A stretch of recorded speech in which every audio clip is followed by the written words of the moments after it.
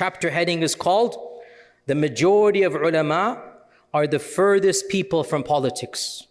This is the chapter heading. Ulama ab'adu nasi an siyasa. Literally has this. He is making a remark here. The least qualified people to run political affairs. And I'm speaking as somebody who is inshallah part of the scholarly tradition. I've studied in that tradition. I love that tradition.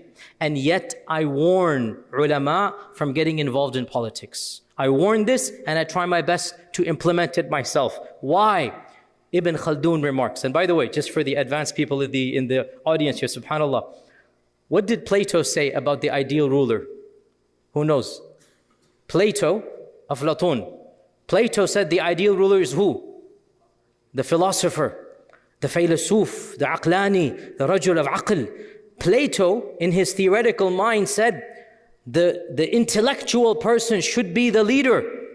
Ibn Khaldun is the exact opposite.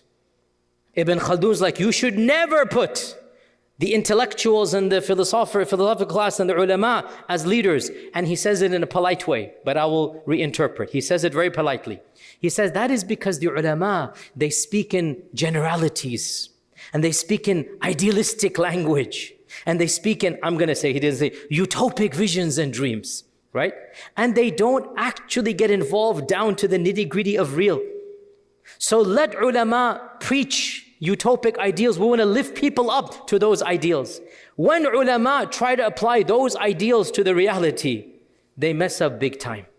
And we see this anytime a group of clerics think they will run the country. Look around you, what happens? They are disconnected from reality. And I say this with love and respect. I know my critics go berserk over this, but I can't change facts. Go look around you. Look around you. Wherever modern scholarship has taken over a country, look at what it has done. The very people start to, astaghfirullah, hate Islam, a'udhu billah. Because scholars don't understand. People are not qualified to be all the way up there. You have to start at the bottom. And that's why Ibn Khaldun points this out, that look, scholars are great for khutbahs and durus. Scholars are great to inspire, but scholars are not qualified to actually rule over. And that's why, look at Islamic history.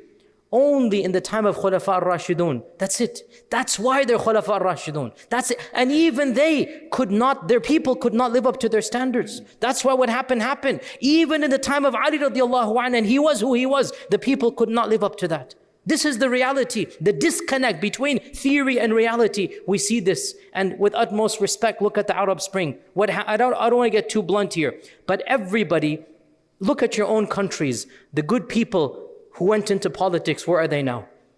Where are they? I'm not being too explicit, but you know where I'm from? Look at what happened.